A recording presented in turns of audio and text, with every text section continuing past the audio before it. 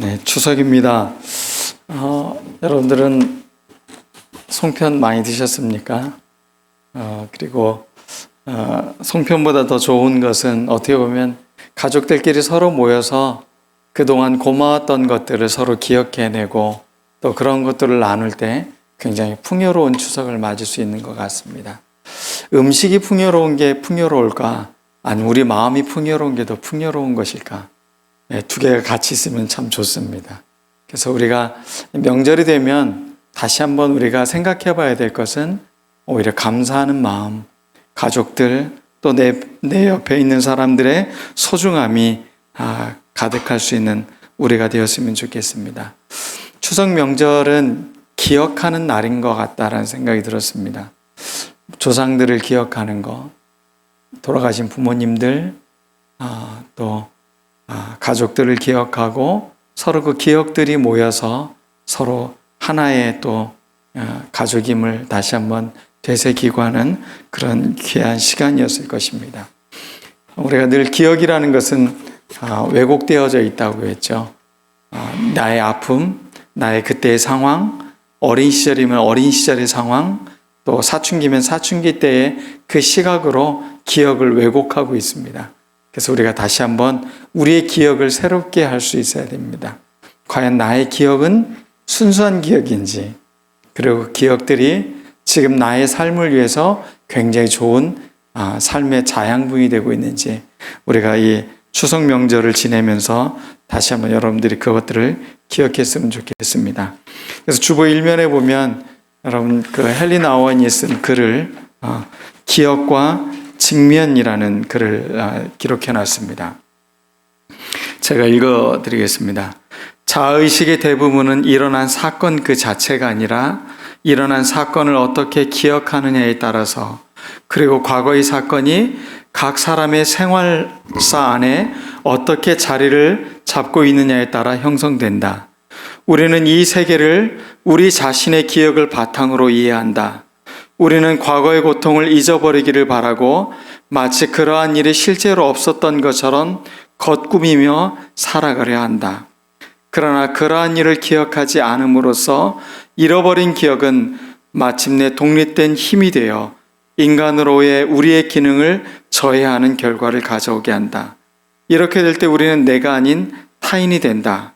우리는 고통스러운 기억에 직면하기를 거부함으로써 마음을 바꾸어 회개하여 성장할 기회를 잃어버린다. 예수께서 성한 사람에게는 의사가 필요하지 않으나 병자에게는 필요하다고 말씀하실 때 그분은 상처 입은 상태에 정직하게 직면하는 사람만이 치유받을 수 있고 새로운 삶의 길로 들어설 수 있다는 사실을 확인시켜 주신 것이다. 헨리 나우원이 쓴 리빙 리마인더라는 책에 나오는 글입니다. 전 애플의 창업자인 스티브 잡스가 그의 글 중에 이런 표현을 써놨습니다.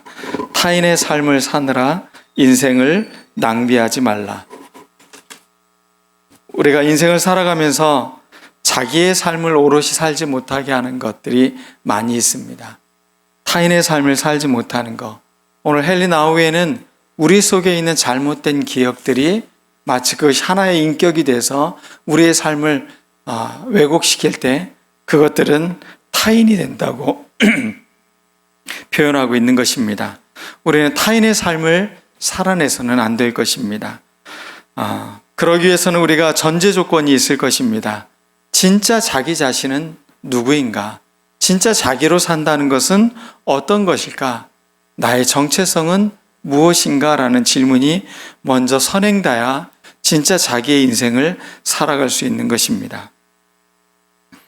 우리는 모두 자신의 삶을 살아가고 있다고 생각하지만 내면에 무엇을 갖고 있느냐에 따라서 우리의 삶의 내용은 굉장히 달라지는 모습을 우리가 알 수 있을 것입니다.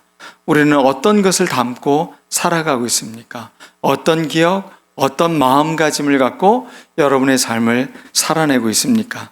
그것이 결국 여러분의 삶의 질을 새롭게 만들고 때로는 그것이 보물이 되기도 하고 때로는 그게 우리의 삶의 재앙이 되기도 하는 것입니다. 어떤 가장은 자신의 정체성을 아버지의 유언에 따라 동생들을 잘 돌보고 어머니를 잘 모시고 사는 것이 자기의 최선의 삶이라고 생각하며 살았습니다. 그의 마음의 동력, 그가 생각하는 마음의 보물은 아버지가 남긴 유언이었습니다. 그래서 자기 자신의 배움도 포기하고 일찍 공장에 가서 기술을 배우고 좋은 조건의 제안들이 들어와도 가족을 떠날 수 없어서 그는 포기하고 그는 또 결혼을 해서도 아내와 함께 그 동생들의 문제로 또 시어머니의 문제로 계속 갈등을 겪게 되었습니다. 그는 어떻게 해야 서로를 사랑하는지를 잘 모르고 그저 자기 안에 있는 아버지가 주었던 유언이 마치 그게 자기의 삶인 것처럼 그는 생각했다는 것입니다. 무엇인가에 사로잡히면 삶을 전체를 잘 바라보지 못하게 만듭니다. 너무 집중해서 살아가면 주변의 것들을 우리가 잃어버리게 되는 것입니다. 하나의 사건, 하나의 무엇인가에 집중하면 주변의 것들이 잃어버리게 되죠. 그래서 심리학자들이 재미난 연구를 하나 했습니다. 농구하는 사람들 틈바구니 속에서 이렇게 이야기를 합니다. 하얀색 옷을 입은 사람들이 패스를 몇 번 하는지 한번 세어보십시오. 그렇게 하고 영상을 보여줍니다. 농구하면서 하얀색 옷을 입은 사람들이 패스를 하기 시작합니다. 하나, 둘, 셋, 넷. 사람들의 눈에는 온통 그 농구공에만 집중되어져 있습니다. 그러면서 그 농구장 안에 검은색 곰의 탈을 쓴 사람이 그 마이클 잭슨이 문워킹 하듯이 이렇게 걸어가는데 아무도 그것을 눈치채질 못한다는 겁니다. 집중하는 거에 맹점입니다. 우리는 뭔가에 집중하며 살아가는 것이 굉장히 좋고 집중해서 나의 삶이 굉장히 잘 된다고 느끼지만은 결국은 주변의 다른 것들을 많이 놓치게 되는 위험에 빠지게도 된다는 것입니다. 여러분이 이런 맹점이 없었으면 좋겠습니다. 뭔가에 푹 빠져가지고 자기 삶의 보편적인 것들을 제대로 보지 못하고 자기 가족들, 아내, 아이들, 또 내 옆에 있는 사람들의 신음하는 소리를 듣지 못하고 살아간다는 것은 우리들의 왜곡된 삶이라는 것입니다. 내 인생이 잘못될 때, 내가 뭔가 이렇게 실패할 때 사람들이 자꾸 이런 걸 놓치게 되는 것 같습니다. 여러분, 오롯하게 자기의 삶을 살아내려면 여러분의 집중이 자기에게 집중돼서는 안 됩니다. 진짜 자기에게 집중돼야지 거짓 자기에게 집중되어서는 우리의 참모습을 살아낼 수 없다는 것입니다. 어떤 여인은 엄마에게 착한 딸이 되는 것이 자기 인생의 마음의 동력이었습니다. 엄마 마음에 기쁜 딸, 엄마 고생하는 엄마에게 늘 맞춰주려고 최선을 다하는 그런 큰 딸이었습니다. 그는 자기의 정체성이 마치 엄마를 기쁘게 하는 것이 자기 삶의 목표가 된 삶이었습니다. 그래서 인생의 중요한 순간마다 엄마에게 착한 딸이 되기 위해서 그는 자기의 인생의 많은 것들을 포기하고 살았습니다. 그리고 살아온 삶이 뒤돌아보니 자기의 삶에 너무 많은 것을 잃어버리고 살았다는 것을 알게 되었습니다. 그는 자기 삶을 살지 않고 엄마라는 망상 속에 살고 있다는 것을 그는 깨닫게 된 것입니다. 어떤 청년은 학창시절 왕따를 경험했습니다.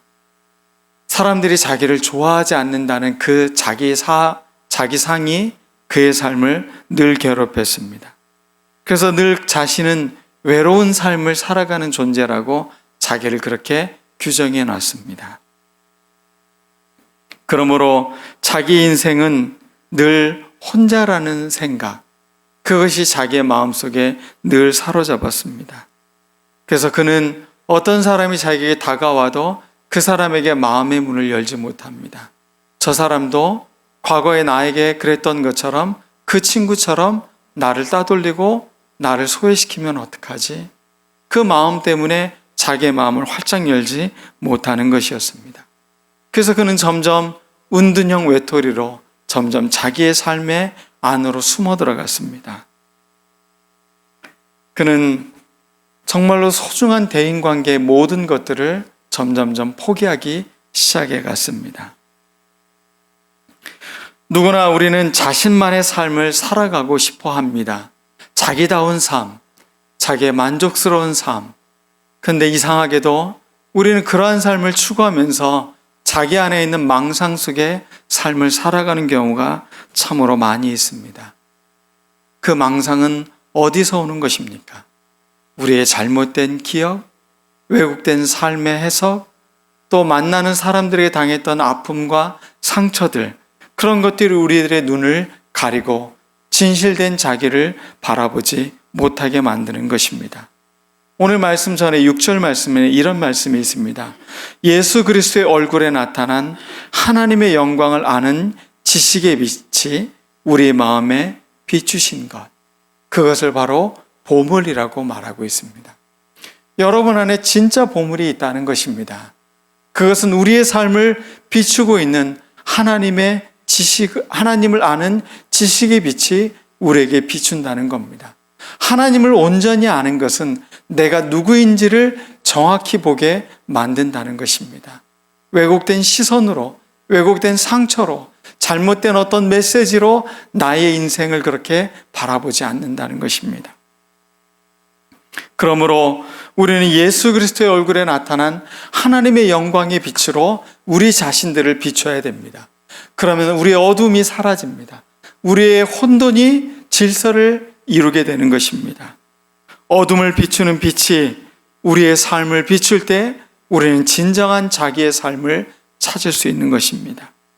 우리의 안에 내면의 빛이 있다는 것입니다. 이 빛을 발견하는 순간 우리는 환해지는 겁니다. 내 아픔, 내 고통, 내 상처, 내가 경험했던 과거의 일이 아니라 지금 이 순간 나의 삶에 아주 따뜻한 사랑으로 비추시는 하나님의 빛이 나를 비추는 그 순간의 나, 그게 진짜 나라는 것입니다. 하나님이 사랑하는 나, 하나님이 진리로 우리를 인도하고 있는 나, 그게 진짜 자기 자신이라는 것입니다. 그릇의 가치는 무엇입니까? 그것은 무엇을 담아내느냐에 따라 달라지는 것입니다.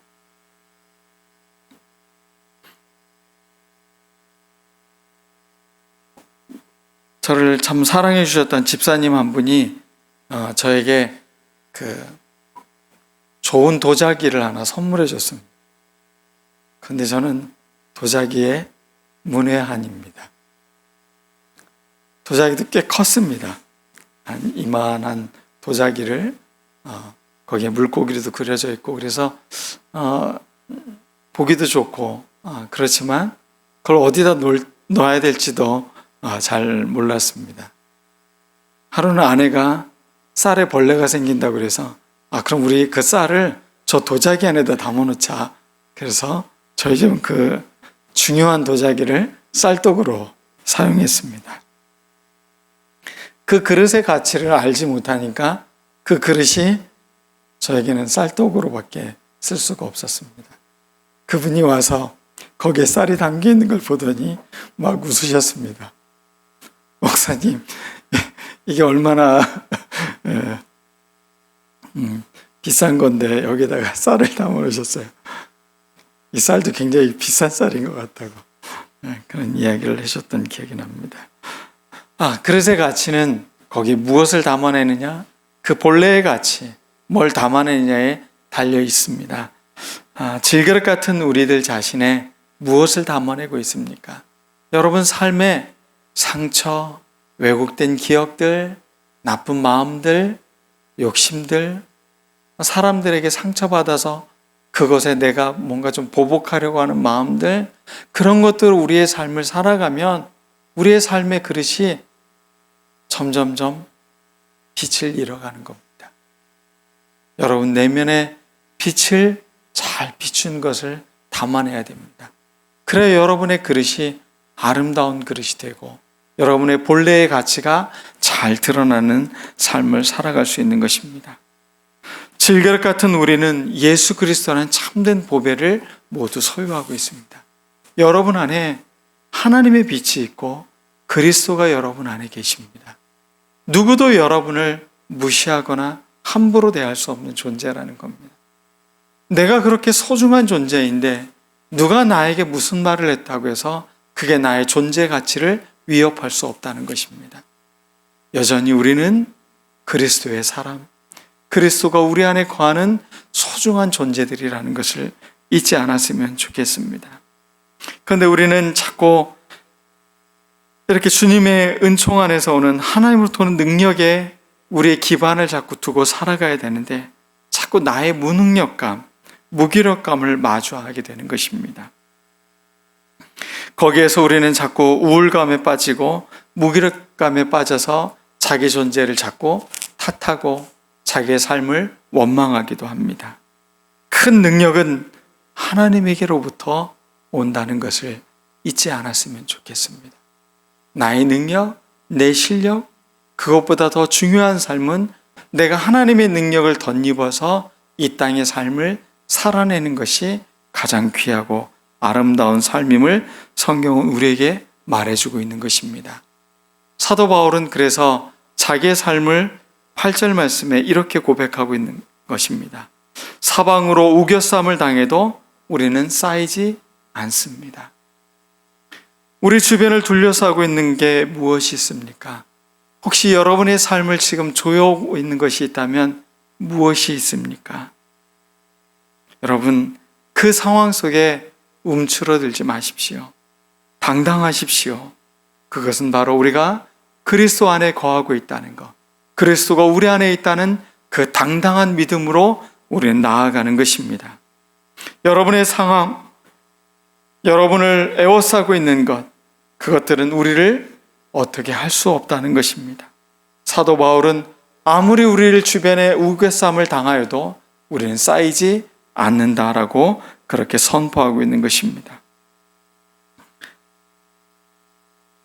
그러기 위해서는 우리가 18절 말씀에 나오는 것처럼 같이 한번 볼까요?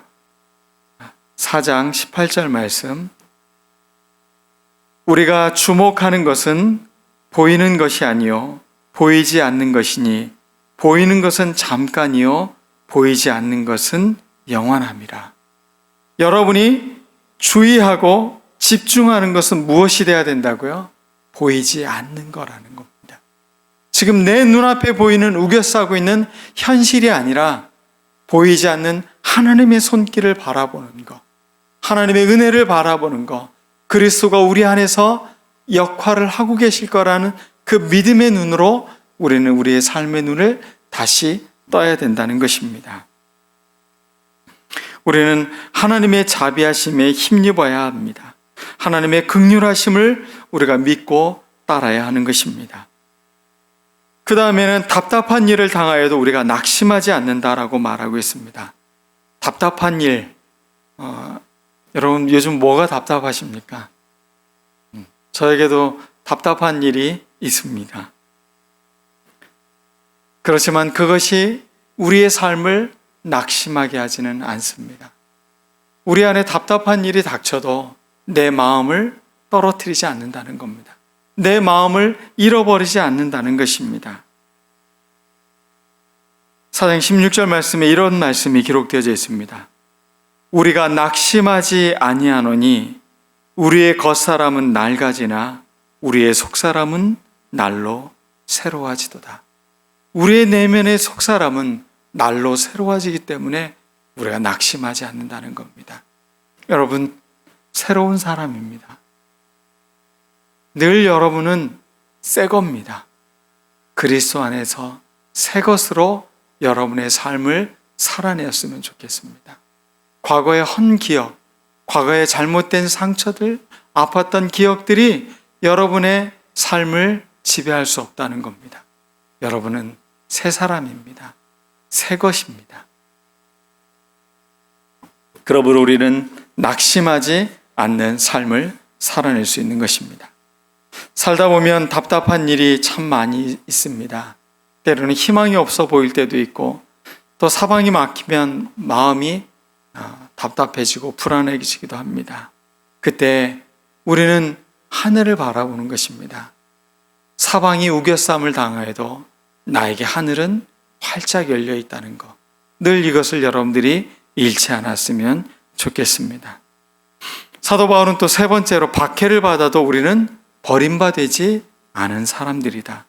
비록 현실은 나를 괴롭히는 것 같고 나를 함부로 대하는 것 같지만 우리의 상황은 버림받지 않은 사람들이라는 것입니다. 우리는 하나님의 사람들이라는 것입니다. 초대교회 성도들은 많은 박해와 고문을 당하였습니다. 그렇지만 그들은 한 번도 그들이 하나님으로부터 또 사람들로부터 자신들이 버림받았다고 그렇게 이야기하지 않았다는 것입니다.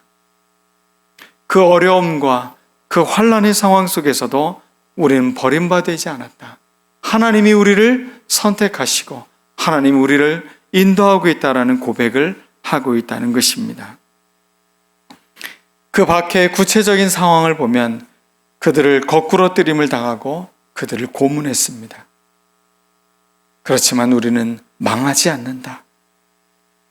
사도 바울의 이러한 믿음의 고백이 왜 그러했겠습니까? 그의 안에 그리스도가 계시기 때문입니다. 자꾸 현실을 바라보지 마십시오.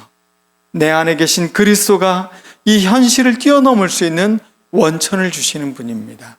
나의 능력이 아닙니다. 내 실력이 아닙니다. 우리 안에 계신 그분께서 우리의 삶을 뛰어넘게 하는 것을 믿음으로 기다리고 훈련하고 한 걸음 한 걸음 최선을 다하며 살아갈 때 우리의 삶은 우리가 기대했던 것 그 이상의 삶을 우리는 살아낼 수 있는 것입니다. 그 이유는 간단합니다. 여러분 안에 보물이 있기 때문에 그렇습니다.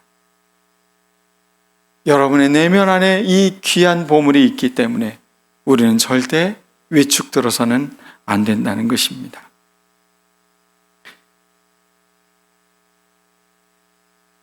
사람들은 생각하고 알면은 마치 자기가 그렇게 살고 있는 것처럼 착각을 합니다. 마음먹기 달린 것도 생각하기 나름이라는 것입니다. 정말 우리에게 중요한 것은 성경은 우리의 몸에 짊어져야 된다라고 표현하고 있습니다. 우리의 몸속에 배이지 않은 그 믿음의 고백들은 실력이 없는 게 되는 것입니다. 믿음의 실력은 우리의 몸에 그것들을 짊어지는 것입니다. 어떤 어려움이 와도 이것을 능히 극복하실 주님과 함께 걸어가는 이 믿음의 고백이 우리의 삶을 달라지게 만드는 것입니다. 오늘 서두에 스티브 잡스 이야기를 했습니다. 타인의 삶을 사느라 인생을 낭비하지 말라. 바울은 그리스도를 위해서 살아가는 삶은 낭비가 아니라고 말하고 있습니다. 그것은 진짜 자기의 삶을 살아내는 것이기 때문에 그렇습니다. 나의 삶을 주님과 함께 살아가는 것이야말로 가장 가치 있고 가장 의미 있는 삶인 것입니다. 여러분의 삶이 행복하고 싶으십니까? 여러분의 인생을 가치 있게 살고 싶으십니까? 여러분의 삶에 함께하고 계시는 그리스도를 만나 걸어가는 우리들 모두가 되었으면 좋겠습니다. 우리가 부르는 찬양 중에 이런 찬양이 있습니다. 주님 한 분만으로 나는 만족해. 노래가 아니라 그것이 우리의 고백이 되었으면 좋겠습니다. 이혜인 수녀님이 쓰신 시 중에 이런 시가 있습니다. 어떤 보물이라는 시가 있습니다. 세상에서 다 드러내놓고 말하지 못한 내 마음속의 언어들, 깨어나서 더러는 잊었지만 결코 잊고 싶지 않던 가장 선하고 아름다운 꿈들, 모르는 이웃과도 웃으며 사랑의 길을 걸으며 행복한 순간들, 속으로 하얀 피 흘렸지만 끝까지 잘 견뎌내어 한 송이 꽃이 되고 열매로 익은 나의 고통들, 살아서도 죽어서도 나의 보물이라 외치고 싶어. 그리 무겁지 않으니까 하늘나라 여행에도 꼭 가져가고 싶어. 삶에서 모르는 이웃들과 웃고 사랑의 길을 걸었던 행복한 순간들, 때로는 그것이 하얀 피를 흘리게 하는 그런 아픔이 있었지만, 고통이 있었지만, 이 예인수녀님은 한 송이 꽃이 되어 열매로 익고 그 나의 고통을 살아서도 죽어서도 나의 보물이라고 외치고 싶다. 저는 이 사도 바울이 이 고백했던 이 고백과 전혀 다르지 않은 고백인 것 같습니다. 여러분 삶에 십자가의 삶을 함께 지고 걸어갈 때 때로는 내가 그리스도인하여 어려움을 당하고 때로는 모욕을 당하고 때로는 힘든 일을 경험해도 여전히 우리의 삶은 보물로 남는다는 것입니다. 이것은 영원까지 우리가 가지고 가야 될 가장 인생의 소중한 보물들입니다. 사도 바울은 이 보물을 가장 귀하게 우리들에게 선물로 간직하라고 말하고 있습니다. 기도하겠습니다. 나의 삶의 가장 큰 보물은 내가 주님과 함께 살아가는 것입니다. 주님을 사랑하는 마음으로 이웃을 사랑하고 주변 사람들과 사랑하는 그 관계의 삶을 우리가 잘 살아내게 해 주시옵소서. 그래서 살아서도 죽어서도 우리가 겪었던 고통과 아픔들이 나의 소중한 보물이라고 외칠 수 있는 우리를 모두가 되게 해달라고 다 같이 기도하겠습니다. 사랑 많으신 아버지 하나님, 오늘 우리에게 귀한 말씀 주셔서 감사합니다.